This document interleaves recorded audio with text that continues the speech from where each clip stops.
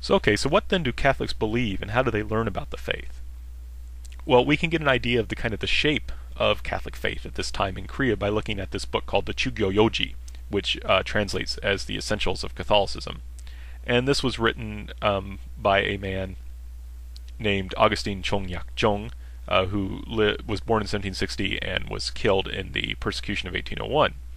And he was a scholar and a teacher, and he came from the Southerner faction as well. His father was an official, and his two brothers would actually be officials, though he himself never served in the government.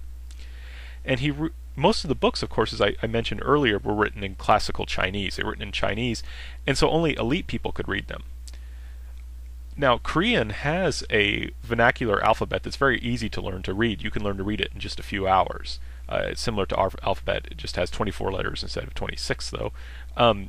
And so Augustine Chong realized that in order for Catholicism to spread beyond the elite circles, they needed to write in Korean language, in the Korean vernacular, rather than Chinese. So he read a bunch of different catechisms, a lot of different books on Catholicism, and translated some parts, modified some parts, and basically compiled this catechism in this way. And the catechism's very, very thorough. It has a retelling of the Christian story from the beginnings with Genesis to the end of the worlds with Revelations. He focuses a lot on the passion of Christ and the resurrection. He even explains the Trinity, of course, a very difficult doctrine to explain, and he does so using some very clever metaphors. He also has a lot of emphasis on the afterlife, and I'm going to read you a selection from the Essentials of Catholicism. And he wrote, referring to kind of the going into the afterlife, "These people will gather together with Jesus and countless angels and saints and be raised up to heaven, where they will enjoy numerous pleasures.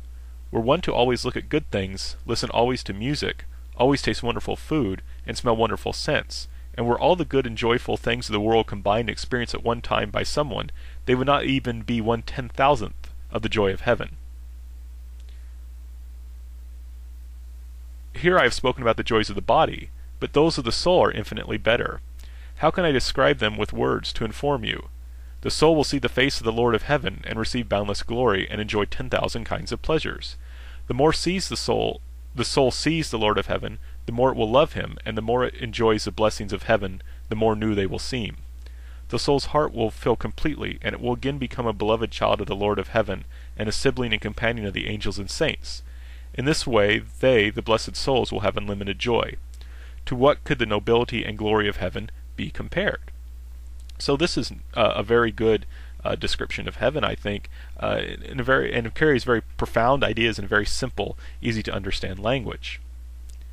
Now, he also sought to prove the existence of God using logic, and this is a kind of a traditional Catholic idea. And so he also wrote in another section, "If there was a large house, with pillars below and crossbeams on top, with walls on four sides and a door in front, so that the wind and rain could be kept out and a person could comfortably live inside, how could a person seeing that house say that it had come into being on its own? Surely there had to be a carpenter to make it. Though we can't see craftsmen because we can see the house, we know that the craftsman must exist. And so though we don't see the Lord of heaven, because we see the universe, we know that there's a king that made them." So this is all very good, simple, straightforward stuff that explains the faith to people who may not be particularly educated or be familiar with philosophical arguments. It does this in a very plain and simple, easy way to understand. And based on this, then, okay, here's the afterlife, here's why you should believe in God. Augustine Chong, because he's a good Confucian, really exhorts on being good, that by being a Catholic you need to be a good person, you need to be a virtuous person.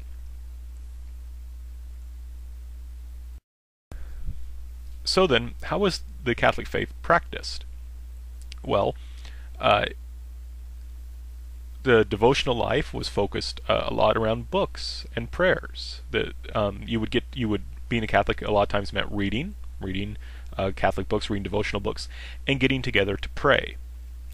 Now, the sacraments were very important, of course, too, but the problem was you only had one priest for several thousand Catholics who were scattered throughout the southern half of the country. So you weren't going to be able to necessarily receive the sacraments every week. So what you would do then is you would meet together with other Catholics every week and pray together using these prayer books. You would read from if you had a copy, you would read from the Missal, which is a collection of Bible readings. So it's kind of inaccurate. People will say that they didn't have access to the Bible. They didn't have access to the Bible as a single volume, but they did have access to the Bible as quotations as found in the Missal, so for the Mass readings, basically. And what we see, though, in terms of this, so people would meet together, and men and women would meet together, right? And so we see this difference between the Mass and their prayer meetings and ancestor worship, right? In ancestor worship, the men went and worshipped on their own. The women just made the food, and they may eat together, but it was clearly demarcated. The men were the ones doing the worshiping. Here, men and women worship together, and they worship the same God together. And so this kind of unites them. And moreover, they had the same religious goals. Typically, Neo-Confucians, Confucian men's, their emphasis was on developing in virtue. It was very this worldly. Women tended to be more interested in the afterlife, tend to be more interested in the spirits and in getting practical benefits. So, for example, praying for an easy birth, praying that they would be able to give birth, praying that they would have enough milk to feed their child. And Catholicism united people with the same religious goal being to grow in virtue and to go to heaven. So it kind of unites this. And we also, as I said before, we see kind of a spiritual equality between men and women and between the different social status groups. Now, this didn't translate into complete equality in a sense where everyone was the same. The leaders of the church were still these Yangban, these gentry and the Chungin, not so much the commoners, though you occasionally did have a commoner leader, and in large part that's simply because they had the education in order to lead effectively. You need to be able to read and write, for example, to manage things. But you did have a spiritual equality.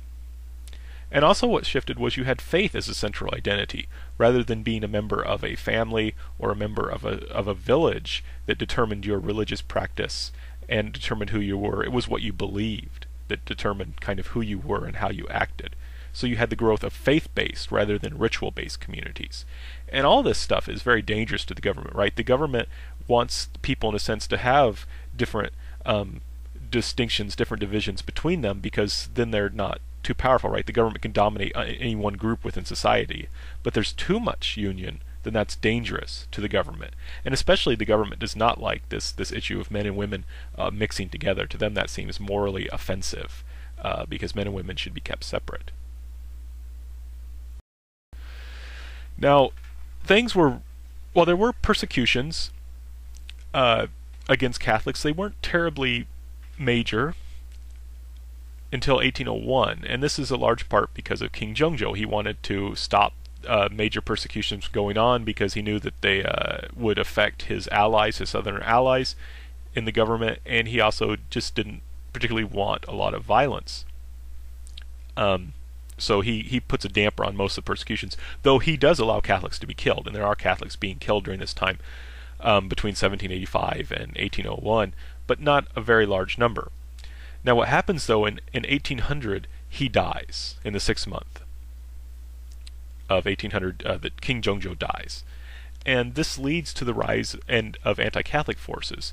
And this is in a large part because his son was a minor, was too young to rule, and so he had a queen, the Queen Dowager, his grandmother basically became the regent, so she was in charge of the government, and she did not like the Southerner faction, right? Whereas King Jongjo relied on the Southerners for help, they were her enemy because of things that had happened in her past, and so she wanted to get them out of power.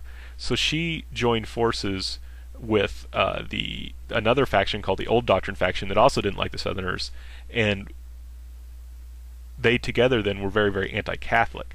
And there were basically two reasons for them being anti-Catholic. One, of course, was just this factional issue, that they didn't like these people who were Southerners, among who the Catholics were found. So they knew that if they attacked Catholicism, they could also use that to get the Southerners out of power. That's actually kind of a secondary issue. The main problem is just that Catholicism is so odd and so strange and so dangerous, right? As we've seen, it challenges the social status system. It challenges ideas of inequality.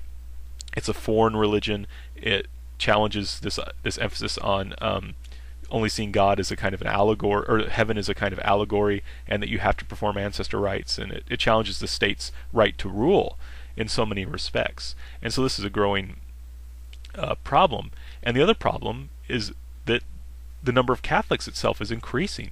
There's a large number of Catholics, or in 1794, 1795, there's about 4,000 Catholics. By 1801, there's about 10,000. And the government is stumbling upon them without even looking for them. They're just finding them by accident and arresting them. And they're not sure what to do with them. And moreover, the number is growing. It's also spreading, so it's including now women and non-elites, more and more commoners, some slaves, and so forth. And some Catholics are even so bold as to publicly practice their faith. So the government realizes that they need to do something. They need to figure out how to deal with these people, and they issue a proclamation, 1801, saying that Catholics, if you are a Catholic, you need to give up your faith. If you don't give up your faith, you're going to be treated as a rebel, which means you're going to have your head cut off. And so this begins then the persecution of 1801. Now the persecution is pretty serious. I've been able to collect over 90 names of those who were killed, and the usual estimate's about 200 to 300 are killed, which I think is pretty accurate. I don't think we'd have the names of everyone that necessarily died on account of the persecution. And it lasts for about a year. And we say it's the first national persecution because it took place in multiple locations. Usually persecutions before that had been very local, had been very short-lived, but this was long and took place in many different places. And Catholics were given a choice. They could either apostatize, they could give up their faith, in which case they would be sent into exile, or they would be killed. And earlier I had said that the government would just re-release Catholics if they apostatize, but then a lot of these Catholics would just relapse and become Catholics again. So they realize, okay, we need to actually keep an eye on these people, because if we they may lie, or the government thought they would lie about being Catholic. I think that they tended to give in under torture and then regret that and then revert to being Catholic again. Whatever the case, you had people who would say that they would give up the Catholic faith, and then being released, and then going and practicing the faith again, and going and becoming active leaders even again. So the government said, okay, we can't just let you go free. If you give up your faith, we'll send you into exile. If you don't give up your faith, we're going to kill you by cutting off your head, which is treason, or which is a punishment for a rebel. And this is a very serious punishment because there was a belief that you got your body from your parents, and that if your body was disturbed or damaged, that was kind of insult to your parents. So because of that, they would, if you committed a bad crime, but one that wasn't too bad, they would kill you by just suffocating you, because then your body wouldn't have any marks.